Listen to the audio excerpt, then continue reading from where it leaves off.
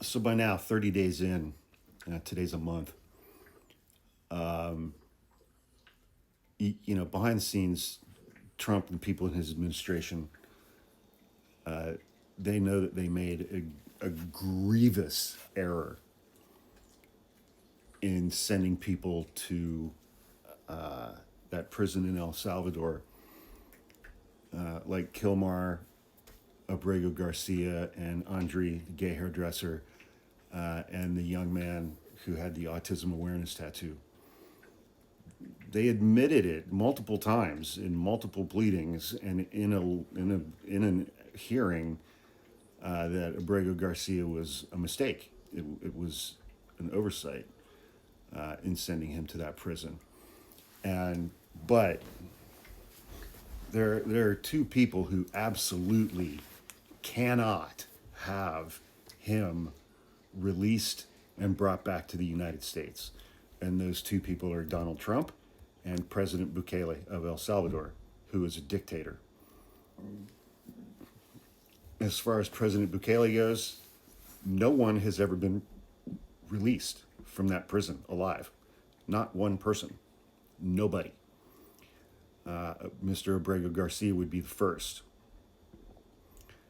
And he's been inside that prison for a month, assuming that he is still alive.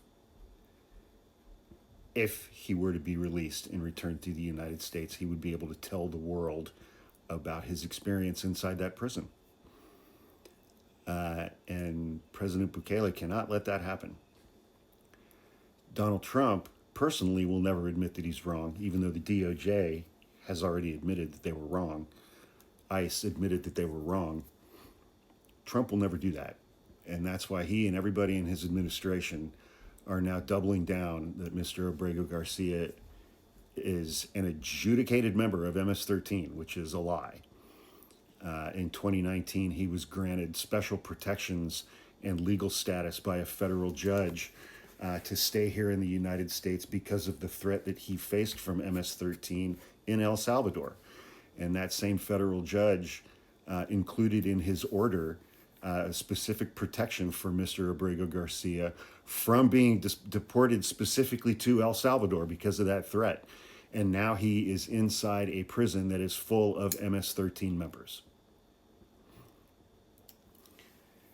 And Donald Trump can't tolerate embarrassment and having egg on his face for having gotten something wrong. And he also can't afford to have Mr. Abrego Garcia come out and tell his story and tell the story of the last month of his life.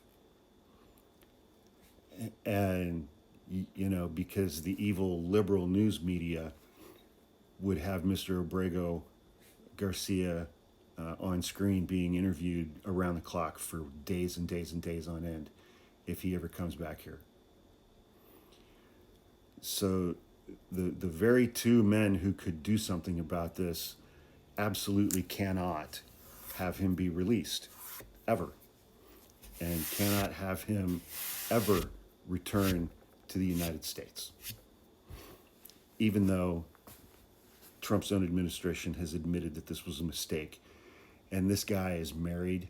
He's been married to a woman who's a U.S. citizen for over 10 years, and they have 3 kids, one of whom has special needs.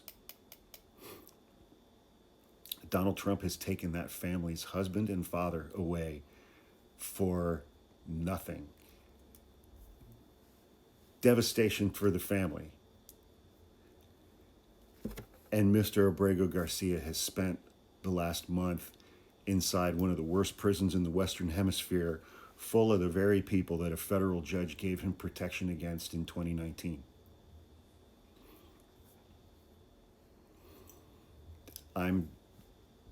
I would be shocked. I'd be very, very happy, but I would be shocked if Mr. Abrego Garcia is still alive. I really hope that he is. I hope he comes back to the United States someday, but it's not going to happen anytime in the next 4 years, I don't think.